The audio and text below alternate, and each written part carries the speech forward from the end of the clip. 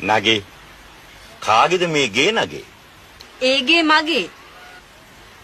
සගේ මේ ගේ ඇගේලු. අගේ තාම කාටවත් දීලා නැහැ වගේ. පූසාරියෝ දෙන්නෙක් වගේ. මට පේන්නේ ශාස්ත්‍ර කියන්න ලෑස්ති වෙනවා වගේ. ගෑනුන්ට ශාස්ත්‍රකාරයෙක් කිව්වොත් ඊයේ මලක් පිපෙනවා වගේ. පින් සිද්ධ වෙයි. අතිල්ලන් හල්ලන්න දෙන්න එපා නගේ. එහෙම වුණොත් දානවා මගේ ආදරේ බල්ලට. ඔයගොල්ලොත් ආවේ මගේ හිතේ ගේ බලන්න වගේ.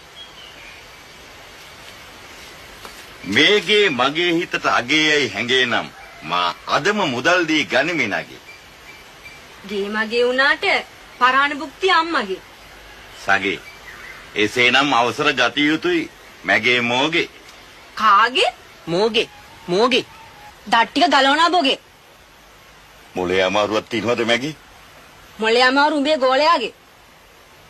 ගෝලයා කාට හොඳ නෑ බෝගේ. කට හොඳ නැත්තේ මගේ නෙවෙයි උඹගේ. උඹ ගෝලයාද මගේ මං ගෝලයාද බෝගේ? මං ගෝලයා උනේ කරුමෙට මගේ. නගේ වැරදි වචනයක් පිට වුණාද කටින් මොගේ? මෝගේ මොයි කියලා නැහැදිච්ච කමට මතක නෑ වගේ.